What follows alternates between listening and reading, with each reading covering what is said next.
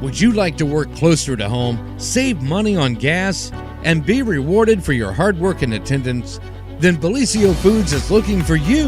That's right, Bellisio Foods is now hiring for multiple positions and shifts with great employee benefits, an on-site health clinic, competitive wages, and advancement opportunities.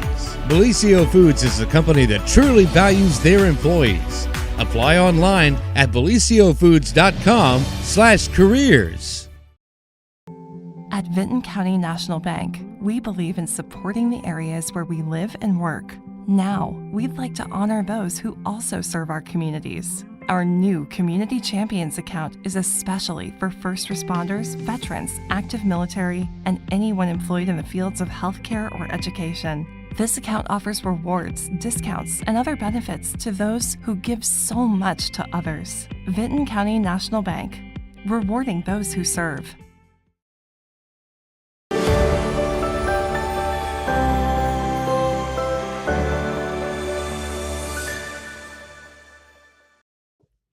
Good morning, everyone, and welcome to Monday. We're here. How about We're that? here. That's right. We're here. If you're get up, get going.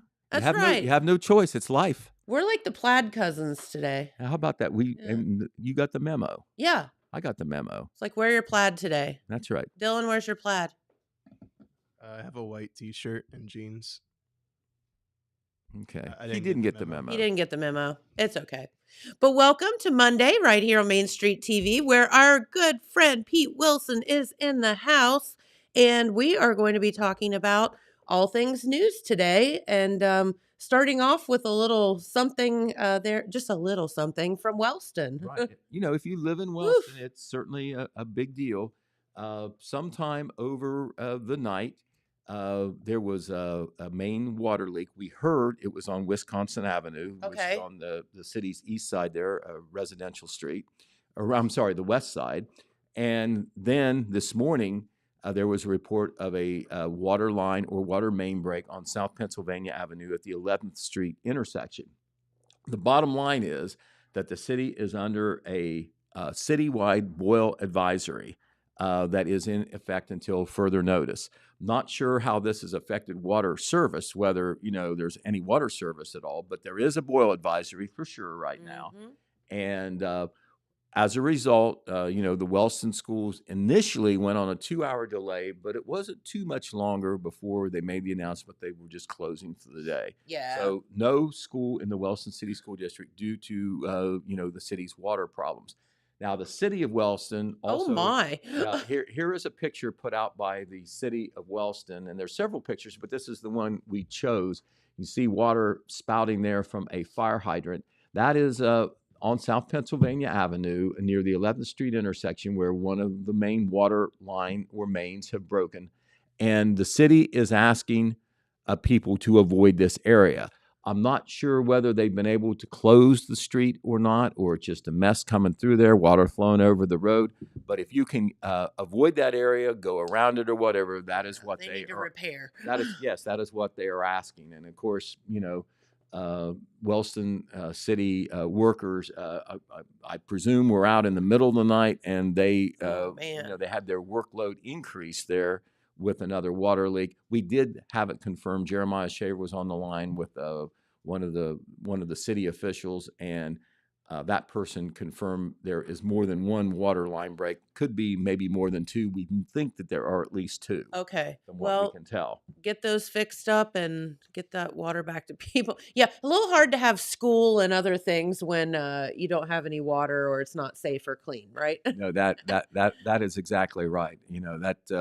And that's one thing in the city of Wellston we can say that the administration of Wellston Mayor Anthony Brenner, council, the whole team is really working on the infrastructure over there. Remember, they did the two big projects on two of the main streets, New York Avenue and Broadway Street. Yep. And new water and sewer lines in there.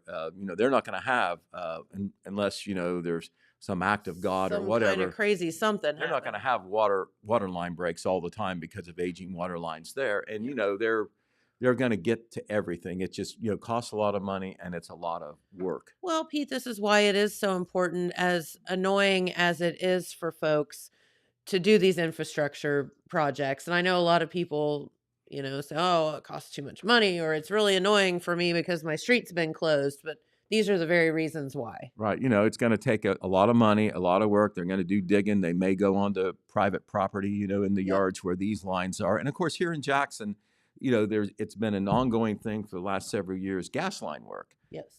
by contractors who are working for Columbia Gas of Ohio. And I understand that process will continue. And, they're still working down around Jackson Middle School right now and in that neighborhood. And they've been in other neighborhoods at least the last couple years. Oh, and yeah. That's going to continue. And when they get those gas lines complete, it's new plastic piping as opposed to the metal. It's going to last for a long time. Yep. It won't be one of those things that has to be replaced every 10 years or so. But we will now go to tourism. Remember, we announced not too long ago through the Jackson County Commissioners, there is now a new Board of Tourism that is working on the county level. This was formed at the end of the year. They had an organizational meeting here the first week of January. They're going to meet again in February. But one of the things they did in concert, in cooperation with the Jackson County Commissioners, was at the last or at a recent commissioners meeting. I think it was the meeting on January the 10th. The county commissioners passed a lodging tax that will be imposed in the county that will help fund the projects that this new tourism board did. I know that some folks at the Economic Development Office and other public officials have felt that Jackson County has basically has untapped resources for tourism. For sure. Right, and remember, Vinton County is really into this because of their proximity to the Hocking Hills, and then here we are right next to Vinton County, and we take a lot of our natural beauty for granted. We do, yes. If you live here, you live amongst it, you don't realize that everywhere doesn't look like this. Right, but this new bed tax or lodging tax will be a 3% lodging excise tax. It's often called a bed tax. It will be imposed on travelers who stay within the county. That tax is already being collected in Jackson and Wellston. Remember, Jackson City has a tourism board, and it has been instrumental in every adjoining county close to Jackson County. So this is something that Jackson County's really been behind on a county level. So this is in addition to the city of Jackson tax, then. Yes, it is. This bed tax will not be imposed. They really want to emphasize this. This is not a tax on local residents. It is a tax levied against transients within the county, those that choose to stay in area hotels, air nubs, cabins, campsites, and other such recreational lodgings. Travelers staying in a designated area for longer than 30 days will not be subject to the tax. I talked to Brett Reed, who is on the city tourism board. He's also the city auditor. Asked how this will affect the city. Are they sharing money? He says no. He said that this money for the county tax will come from outside the city. Jackson has all the hotels in the county, basically, the full-scale hotels. But there's much more transient lodging than you might think elsewhere. There's a lot, A lot of cabins and rentals and lodges and like that are that you might not know about because they advertise to people outside the county. Well, sure. So neighboring Vinton County, for instance, has been known to collect up to $20,000 a month through their own bad tax, capitalizing on tourism opportunities that provide funds for its communities. Most of the money would be used for tourism. However, the local entity where the lodges are would receive a small percentage of the bed tax that's brought in. So, for instance, if in Liberty Township, if there's some lodges out there or cabins out there that get rented out, Liberty Township will pick up some extra income from that they can use however they want. Okay. But the bulk of the money will be used to develop tourism opportunities. And how that money might be spent, that is yet to be seen. But that is up to this local tourism board that has been formed. The percentage that will go to the local township or the local entity where the lodging or the cabin is will be 10%. So anyway, It's a 3% bed tax. It will not take money from the wallets of local taxpayers or homeowners. Instead, it will capture funds from travelers visiting or passing through scenic Jackson County, providing a source of funding that has not been there before. I mean, this isn't a new concept, Pete. It's just something that we've been a bit behind on. Right. So- This is something that in years past, the Chamber of Commerce has taken care of, kind of like promoting tourism and like that. In most counties, even small counties, there's something called the Convention and Visitors Bureau Yeah. that focuses completely on tourism. Usually they are funded by this bed tax. We do not have a CVB in Jackson County. We do have a tourism board or a Convention and Visitors Board in Jackson. But they basically collect the money, and they have been very faithful about promoting things that bring in visitors. It doesn't necessarily have to be a tourism thing, like an entity that creates tourism. It can be an event that brings in tourism. Sure. For instance, our alumni committee in Jackson County has gotten a small allocation every year that helps us a lot, because that weekend there's a lot of people who come in for alumni weekend. They may live in Wyoming or whatever, but they come home for their 50th reunion or whatever. And this because we have that helps bring in the tourists and like that. So they do things like that. And the city tourism board actually has supported some things outside the cities. But the tourism board for the county, it will definitely be a county level thing for county level projects. And we will be hearing a whole lot more about that in the future. Okay. Very good. And Alex Shope has done a good job covering that beat. It's a new beat, the county tourism beat. We had a story on the front page in Saturday's paper. If you haven't seen it yet, you might want to check that out for some more details on this bed tax. And then going forward, we're going to have another story going in here in the next week about what the tourism board is addressing so far. And then we'll be covering the meetings, at least in the near future, because it's a new thing and important thing for Jackson County. Okay, speaking of tourism and speaking of natural landmarks, have you ever heard of Ophir Falls? Yes, but I don't know where it is. Okay, well, most people don't know where it is. One person who knows where it is our good friend, naturalist, retired teacher, Dennis Reinhardt. Yes. And Dennis, through the Jackson Area YMCA, he did this last year. I don't think he's the only one. Joe Finch has helped before on this. But this year, there's 3 hikes that are going to take place, over the winter months into the spring. The first one was held last Saturday, and it was a guided hike to Ophir Falls. Awesome. Ophir Falls is beautiful. And Dylan, if you can find that photo, we'll show you exactly what it looks like.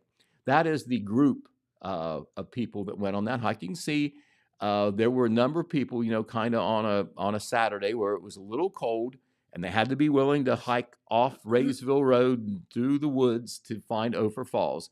But there is Ophir Falls. It's pretty impressive, actually. Very pretty. It was running a little bigger and stronger than it normally has because of the rain we've had. But that is Ophir Falls. It is off Raysville Road. It is in Cole Township. It is closer to Colton than Jackson. Is that on private property or? I think it is on private property, but they allow people to go back there. It's. I don't know whether there's a trail back there. It's a very rugged trail, put it that way. Yeah. You have to park along the road there, and I don't think there's much parking facilities there. But what Dennis did and the YMCA, you had to register for the hike ahead of time. You paid $2, and all that was for the gas to get there, because you can't take 10, 15 cars out there. Sure. So, they had transportation they provided to get people out there. They drove from the YMCA out to Ophir Falls. It's off Raysville Road, and there might be a little stub road off Raysville Road. But anyway, for the most part, you have to hike back through the brush and woods to get to this scene right here. And Dennis was, as always, not only provided some information on the natural part of it, the nature part, but also on the history as well. And I don't know the history myself. I would have loved to have gone on this hike, but I had other projects I had to do on Saturday. But this is the first of 3. We'll be sharing a couple pictures in the newspaper, in this next paper on Wednesday. And Dennis has been back to Ophir Falls many times. He said that it was running higher than normal, and he feels that it was spectacular scenery. Can you imagine if this was in the Hocking Hills, that this would be Oh, yeah. one of the places where they put the gold star by. You want to go on this Yes, hike all the along pictures this and trail or yes. whatever. But anyway, Ophir Falls. There will be future hikes on February 25th to Opal Falls and then March 17th to the Belgium Coke Forest. I don't even know where those are. Jeremiah Shaver, we were talking about it before we went on the air here. He says that the Belgium Coke Forest is in Vinton County, actually. Yeah, Jeremiah and I didn't we look that up one day, Dylan? Were you here that day? I don't think I was. Yeah, Jeremiah and I looked that up, and I think it was just like an old furnace situation, kind of like some of the other ones. Right. Well, there's lots of those around. Yeah. But the only cost is $2 for gas per person. If you're interested in going on one of these future hikes, and we'll continue to publicize this in the newspaper and online and on Facebook. But registration for those hikes will be open 2 weeks prior to each hike. Remember, the next one is February 25th. There will actually be a prep class for each hike on the Friday before the hike. Both of them are on Saturday. And that class will be held at the Jackson Area YMCA. Dennis realizes that some people may be working on Friday. They can go on Saturday, but not Friday. So the class is not mandatory. It just prepares you a little bit preps you a little bit on what to expect. So hats off to Dennis Reinhardt Super and cool. to the YMCA for doing this. Dennis is a great advocate of nature, whether it's in Jackson County or not. And he's really provided a lot of local education, sharing his time, knowledge, and expertise with the Yes. public. And I highly recommend any hike that Dennis Reinhardt leads. And because I couldn't go, he sent me some pictures that he took or that somebody took that, we'll be able to use in the paper and share with our readers as well. All right. So speaking of nature, we move up to Vinton County. There is a major development. This has not been in the paper yet, so we're sharing it on TV first.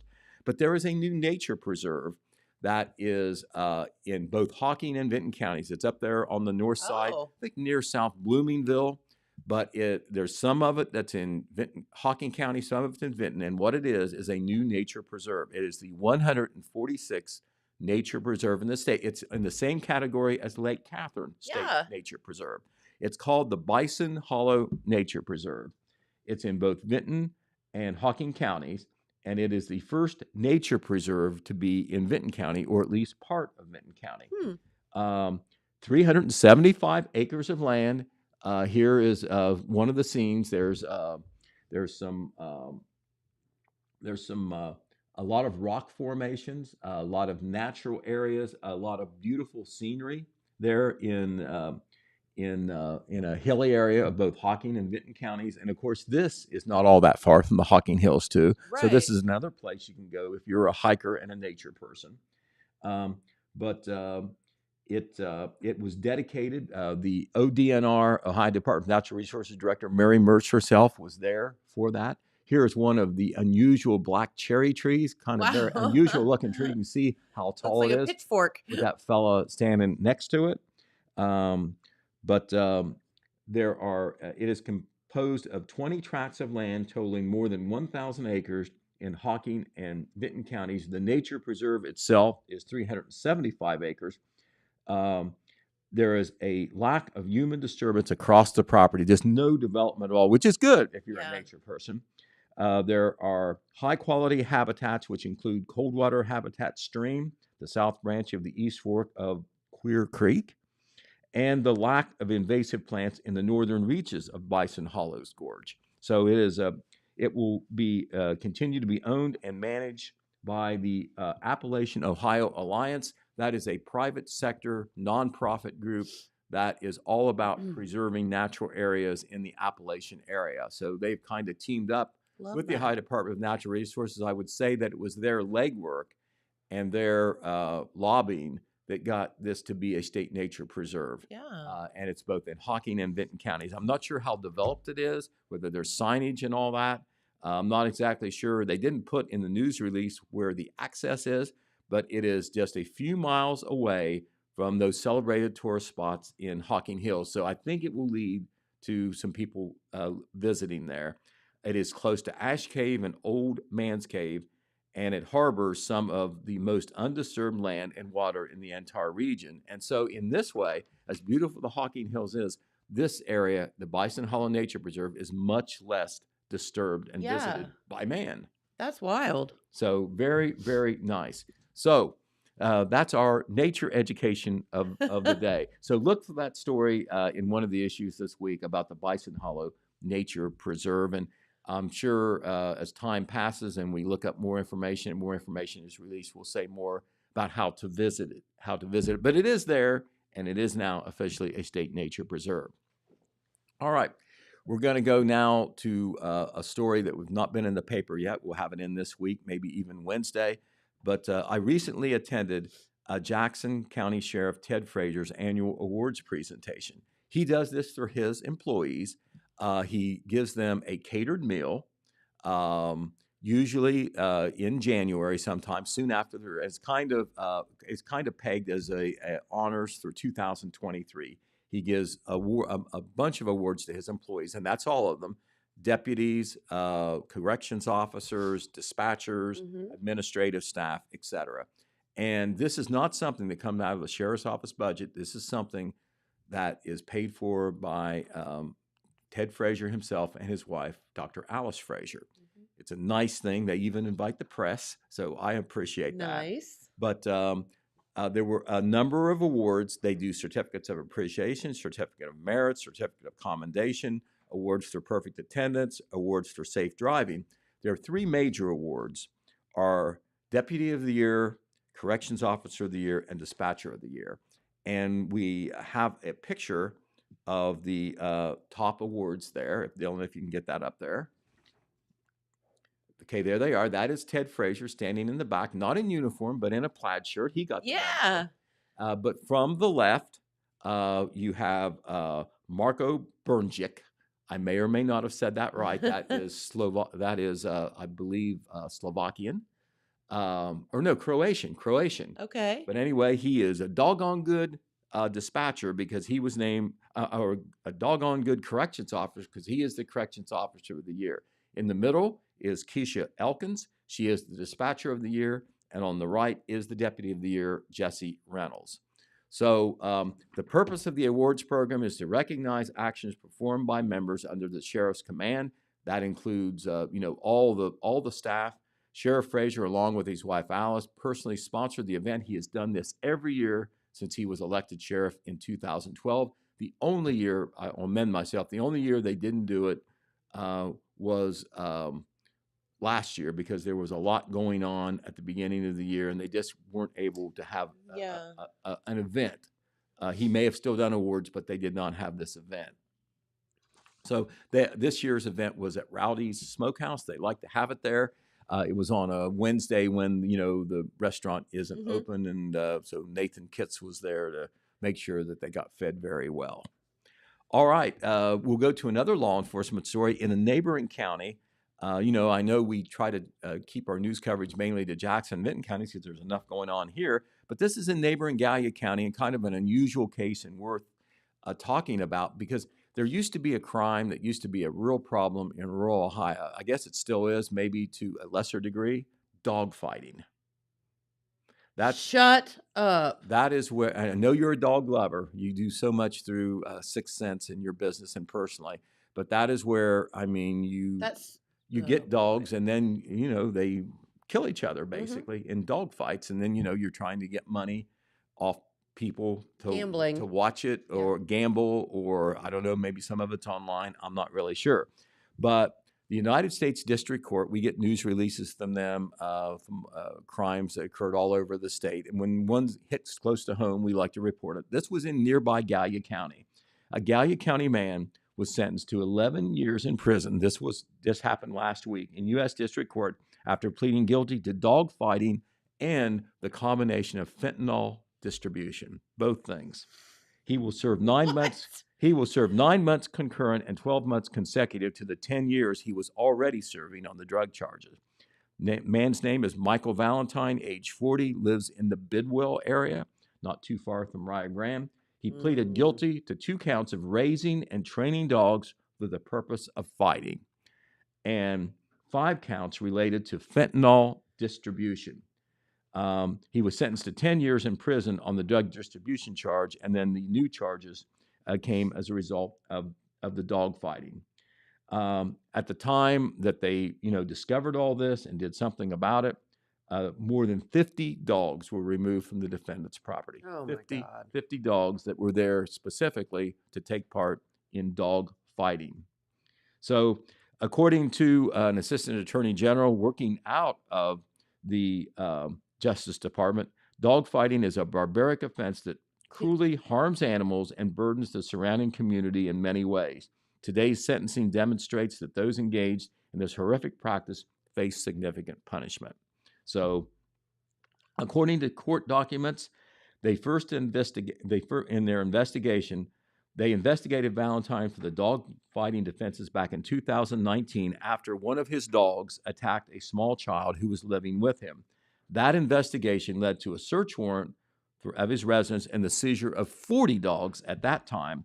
The search recovered numerous items of dog fighting paraphernalia, including treadmills, veterinary supplies, and dog fighting videos. Oh my gosh.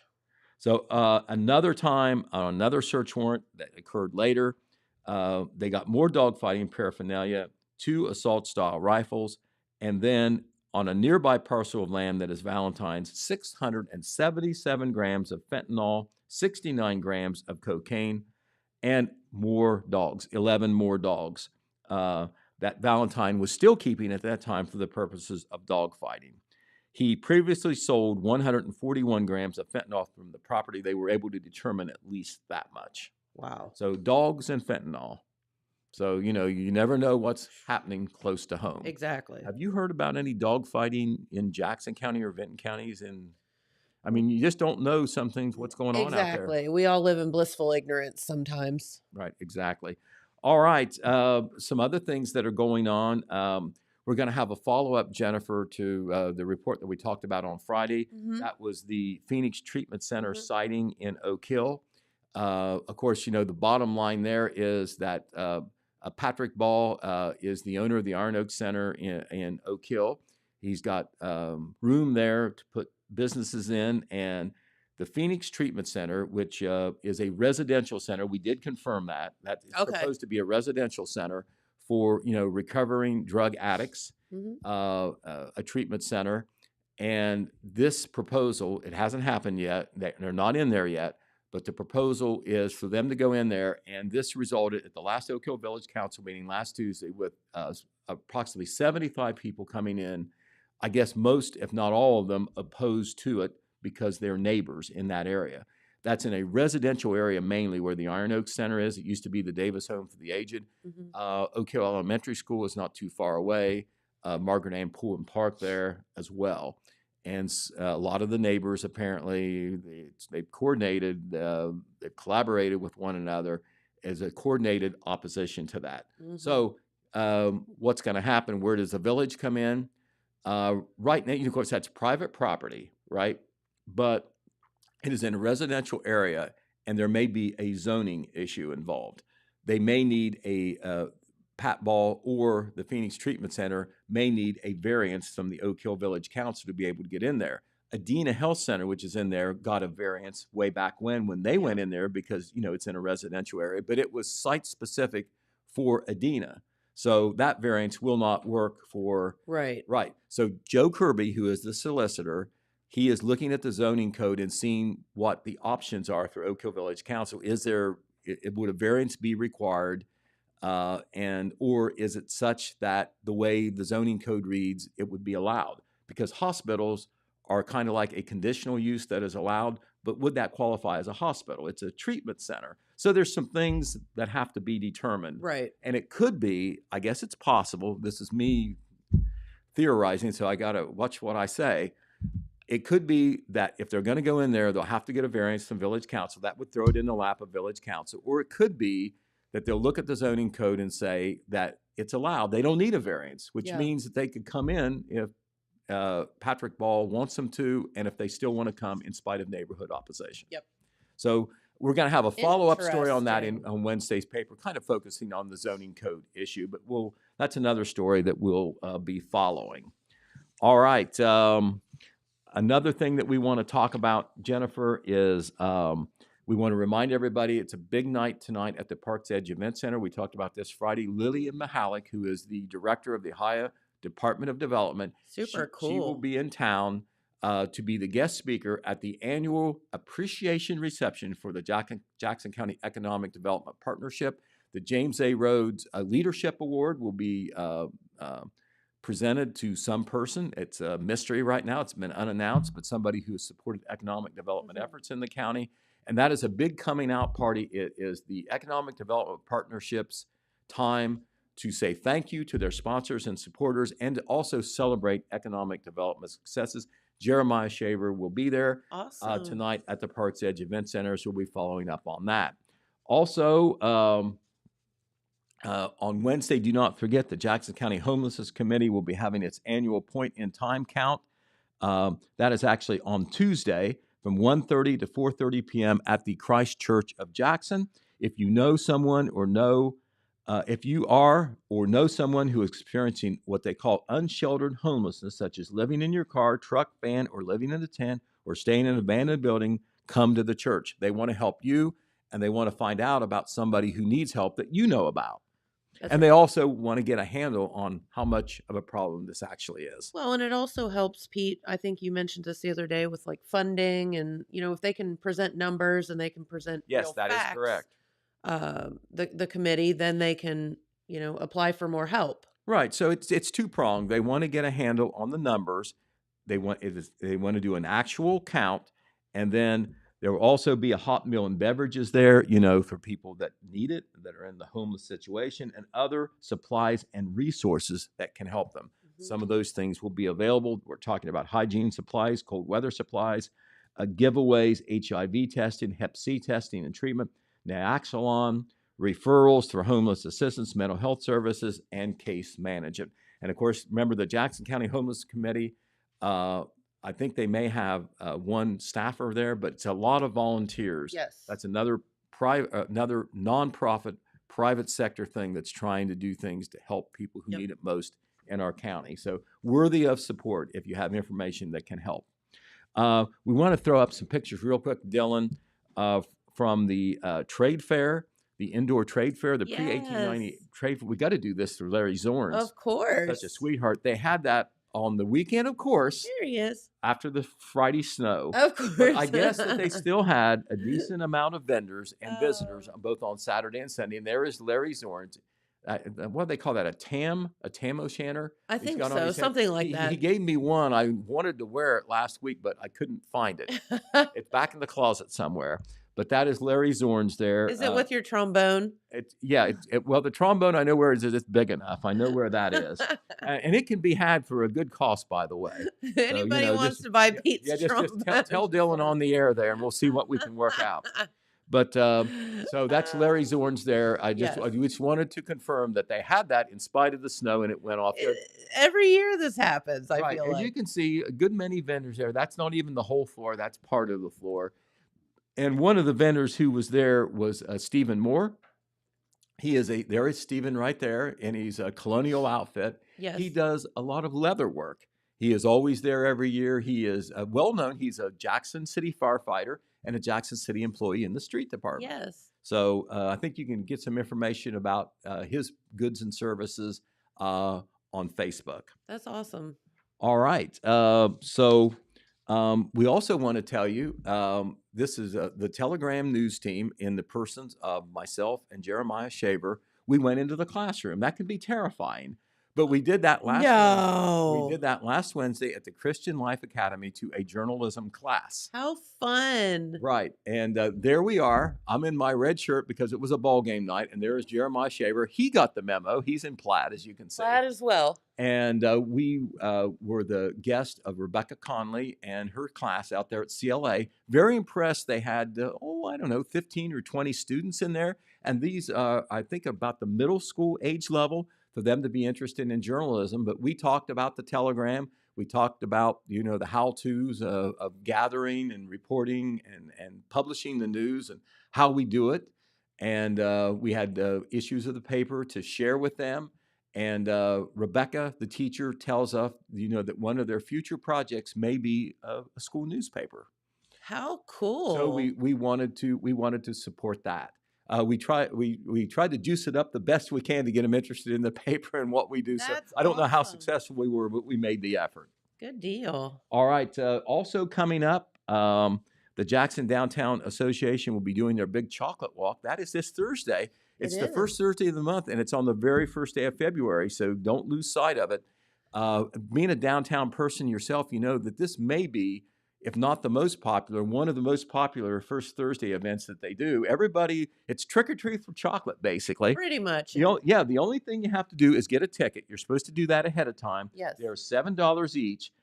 This year, you can't get them online. I guess, that maybe created some problems. Okay. But you get them at Liberty Lane Quilting, which is downtown at, I think it's on 209 Broadway Street. They're right next to the corner pub, or just up from the corner pub a little bit. But they're $7.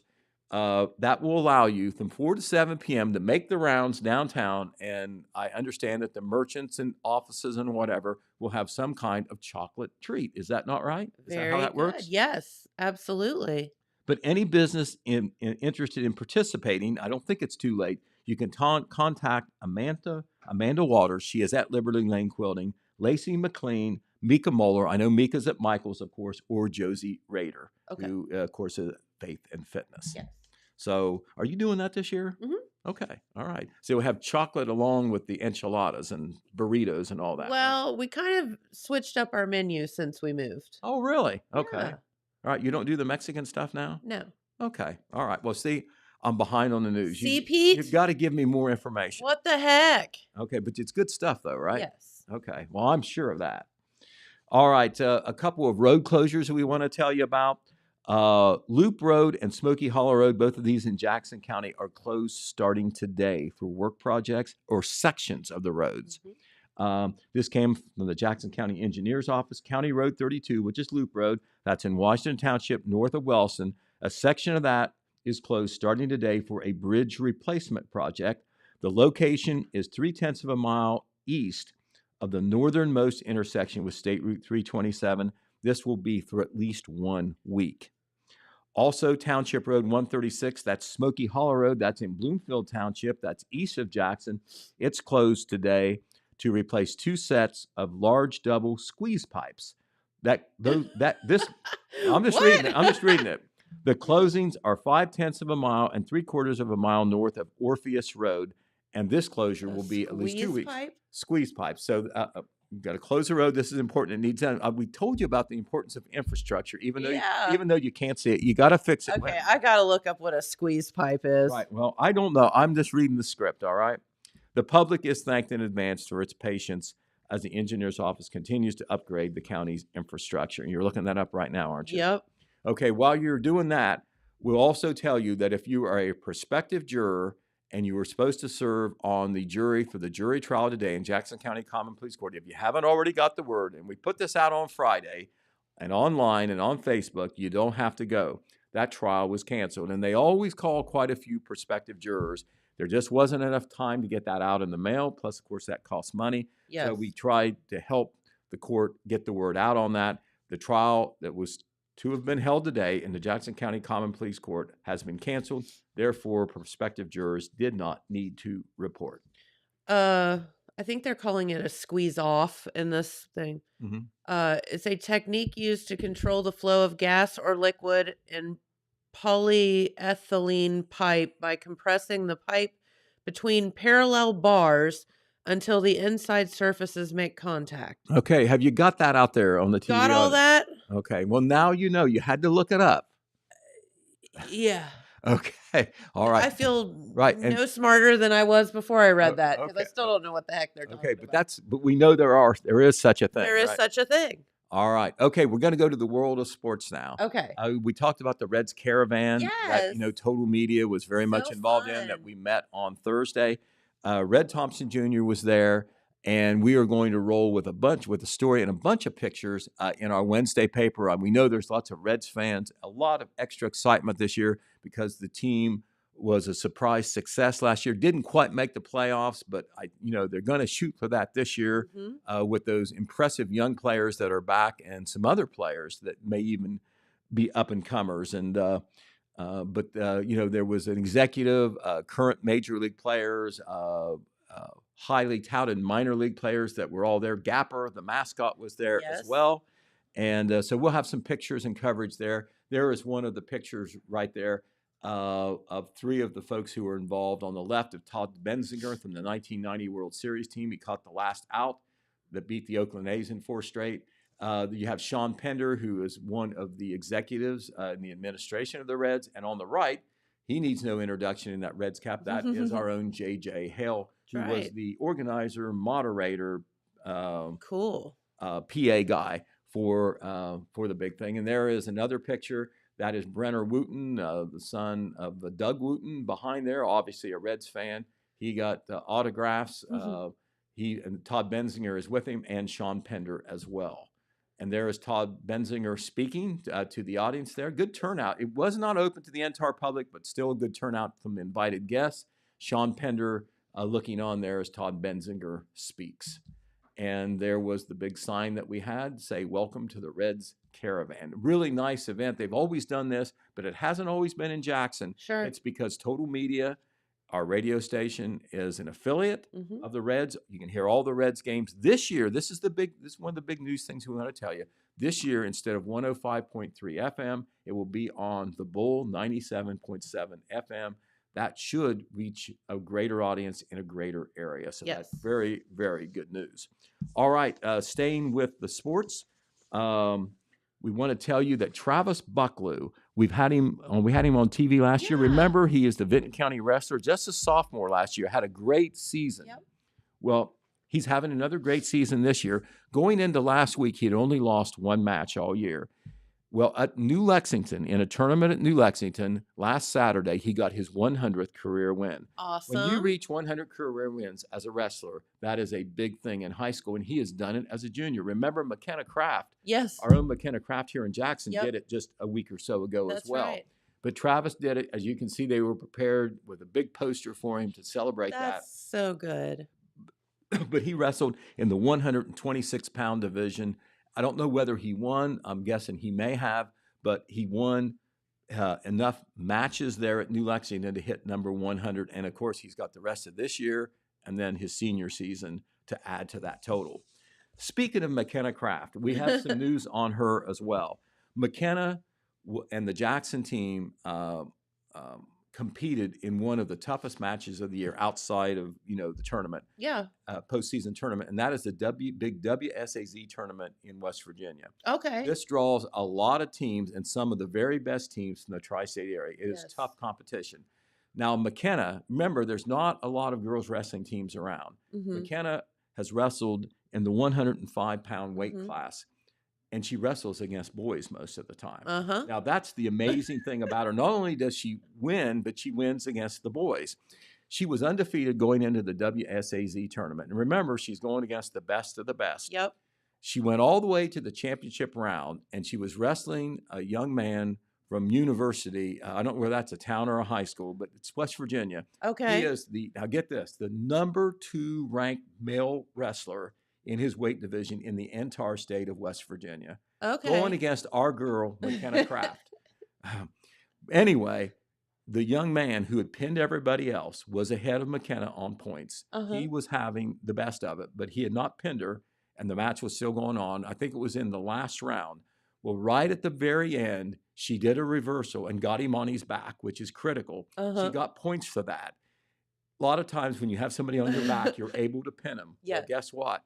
Time ran out before she got the pin. Just before she had a chance for the pin. He was saved by the bell. She was actually saved by the bell, so she lost in a very close match. Oh, no. So her first loss was to the second-ranked boy in West Virginia. So I think that is she is so amazing. Insanely talented. Right, and that's McKenna Craft. And as I said, she the two-time state champion was 25-0 going into that match this year. And so, he almost got beat by a girl, but he didn't. He won. So credit to him as well. Okay, on the basketball, we want to tell you that, we still got a lot of basketball going. We're going down the home stretch for the regular season. Unfortunately, our Jackson Ironmen lost a close game Friday night to Heartbreaker. Miami Trace. Yeah. We played up that game because Jackson had won 10 in a row, and they were playing the first place team. They lost 42-38 in a very entertaining game. I know it was low scoring, but talk about intensity. No, the funny thing was halftime. Tell the halftime score. I believe it was like 13-12. I was going to say it was like 12-14 or something. It was very low. It was almost like halftime the first score. one to 20 might win. Yeah. Well, there were more points in the second half, but Jackson led actually late in that game 39-38, but Miami Trace made some key shots late. Such a good played back good and defense forth. against Jackson. Jackson missed some foul shots that could have made the difference, but the final 42-38. The Jackson Iron Ladies, by the way, continue to win.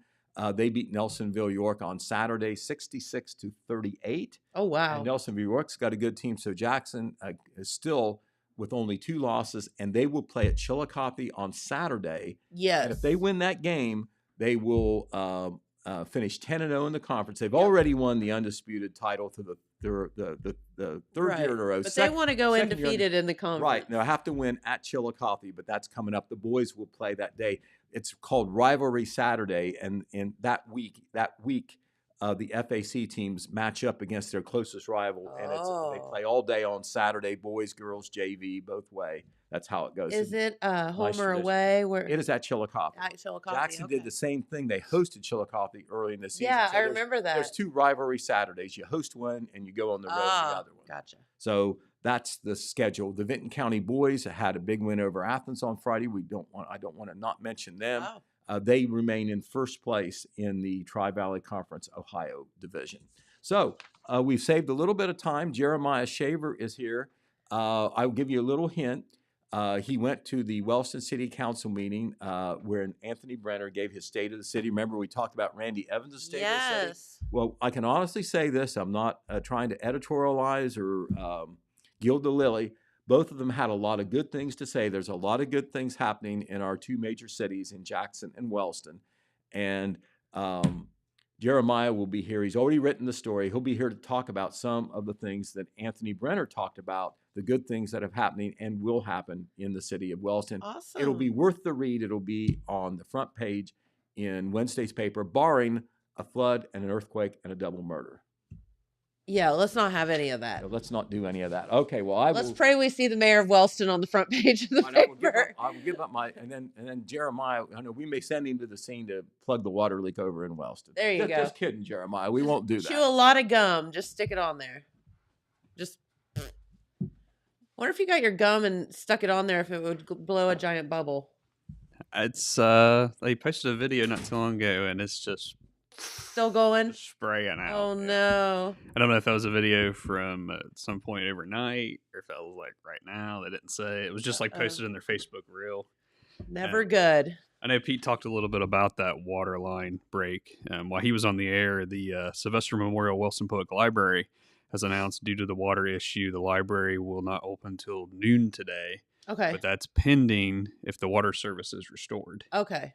So just be aware of that. And he touched on the school district closing due to the water. They originally on the 2-hour delay. You can't really have kids in school with no water. Right. That doesn't work so well. Yeah, it's just a fun time for those folks up in Wellston. I seen one of my friends on Facebook who lives there in the city said they used bottled water to wash their hair this morning. So Oh, nice. always a fun time. This is a total free plug for Kroger, but when I was walking through Kroger yesterday evening, they had back by the meat section, they had 1 million 40 packs of water. So if you live in Wellston, you need water, Kroger has tons of it right now. I don't know where it all came from, but it was stacked up in the back there. Maybe they're getting ready to have a sale on that. Maybe they knew. Yeah, well, sometimes They had ESPN. Sometimes you go in there and you can't ever find any of the 40 packs. Right. And other times There was 1 million of them. So maybe it's getting ready to go on sale or something. Yeah. I know when I worked there, sometimes that'd be the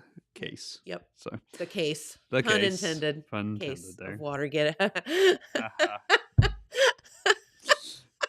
So Pete warmed over. I made Dylan's Dylan still laugh. Dylan's still laughing back there behind the screen. All I can see is his eyeballs back there.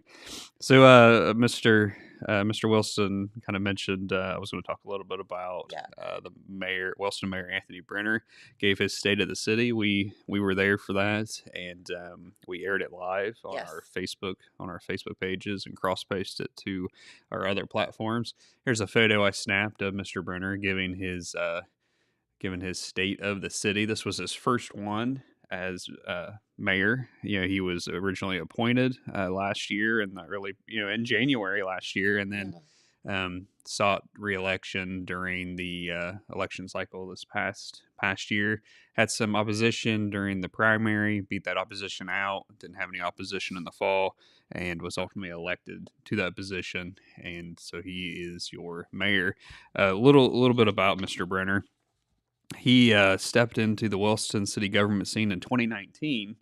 In 2019, he was appointed to a vacant position on Wellston City Council, and then later that same year, he was elected by the voters to continue to represent the 4th Ward there in Wellston. Mm-hmm. He later stepped down from council and took on the role of service director in spring of 2021. And then, as I said there, in the early part of 2023, the mayor position became vacant after Republican Mayor Charlie Hudson had resigned. And there were 3 individuals interested for the position when it came to the appointment. And Mr. Brenner was chosen out of the 3 to be appointed to that seat. And then, as I said, he had sought re-election. Okay. Or election, I guess, not re-election, but yeah. Well, yeah, it was like he's been the mayor forever, but not just recently got elected to it. Yeah, it feels that way. That's strange. So during his state of the city, a lot of what his state of the city was him going over a lot of the work that had been done in 2023. Let me see if I can go through here and we can pick out some of the highlights. Let's see. He talked about some of the grant funding that the city of Wellston has secured. Sure. And he said that they did over $1.5 million in 2023 alone, and that's not including the $4.5 million project that was the New York and Broadway work that they did that involved the curbs and the storm sewers, and I think there might have been some sewer work and paving and everything on those roads. And He touched on the New York Broadway project. He said that project included 1 mile of paving, 2 miles of curb work, 1.2 miles of storm drains, and roughly 1.6 miles of water and sewer line replacement. And he called that a major project there in the city of Wellston. I've covered Wellston off and on over the last 12 years, and there's a lot of places throughout the city, which, we're dealing with the water line breaks this morning, but there's several places in the city where where they did this work here, where the storm and the sanitary sewer kind of ran into one another. They were connected, so that you'd have all that runoff go into the sewer, and then they go out to the water plant, and they were treating that. Yeah, so it was just a big mess. So that corrected a lot of that problem out in that part of the city. He talked about some other projects, including, so this was talking about water lines. The city replaced 500 feet of water main service lines in 2023. There were 9 new water taps installed, 115 water leaks repaired in 2023. Okay. 175 feet of sewer main replaced, and they had new sewer taps added. And he also talked about a lift station project just outside of town that was also completed. And speaking of infrastructure projects, he noted that Vermont Avenue from 8th Street to 12th Street and Locker Road saw total replacement of 2,300 feet of water main, 2 fire hydrants, 35 taps. And he talked about an under drain being installed on Minnesota Avenue, 14th Street, 5 catch basins installed behind the VFW building. And he went on to talk about some other projects, a lot of those same areas where paving was able to be done after those projects were completed.